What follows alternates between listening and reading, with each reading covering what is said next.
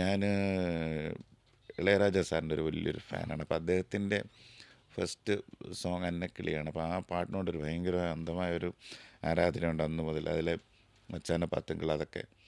അപ്പം ഞാൻ ജോയിയോട് പറഞ്ഞതുപോലെ നമുക്ക് അന്നക്കിളി എന്നുള്ള വേൾഡിൽ നമുക്ക് സ്റ്റാർട്ട് ചെയ്യണമെന്ന് വെച്ചാൽ അവിടെ നിന്ന് തുടങ്ങിയ ഒരു കണ്ടിന്യൂഷനാണ്. തിരുമേനിയെടുത്ത് വന്നപ്പോഴത്തേക്കും ഞങ്ങൾ അന്നക്കിളി വേണമെന്ന് വെച്ചാൽ ഈസിയാണ്, അത് നമുക്ക് ജോയിൻ ചെയ്യാം. അങ്ങനെ ആ ഫോർമാറ്റിലേക്ക് വന്നതാണ്. പിന്നെ ബാക്കിയൊക്കെ ഓൺ പ്രോസസ്സിൽ ഇങ്ങനെ പതുക്കെ പതുക്കെ ജോയിൻ്റ് ആവുകയായിരുന്നു. ലജ്ജാവതി എപ്പോഴും എനിക്ക് പറയാൻ പറ്റും, അത് ഫുള്ളി അത് ഒരു സോങ്ങിൻ്റെ ഒരു ഫുൾ ലെങ്ത് ആയപ്പോഴത്തേക്ക് അതിൽ ഒത്തിരി ആർട്ടിസ്റ്റുകളുടെ കോൺട്രിബ്യൂഷൻ ഉണ്ടായി. അതൊരു എന്താണ് മ്യൂസിക് പ്രൊഡക്ഷൻ എന്നുള്ള രീതിയിൽ പല പല എലമെൻറ്റ്സ് ഇതിനകത്ത് ആഡ് ചെയ്താണ് ഇപ്പോൾ കേൾക്കുന്ന ഒരു വേർഷൻ വന്നത്. അപ്പോൾ അത് ഫുള്ളായിട്ട് എൻ്റെ ഒരു ഐഡിയക്കകത്ത് മാത്രമല്ല, ഡയറക്ടറിൻ്റെ ഐഡിയ ഉണ്ട്, പിന്നെ ഞങ്ങളുടെ ഓർക്കസ്ട്ര ചെയ്യുന്ന അവരുടെ എല്ലാവരുടെയും ഐഡിയയുടെ ഒരു മിക്സപ്പാണ്.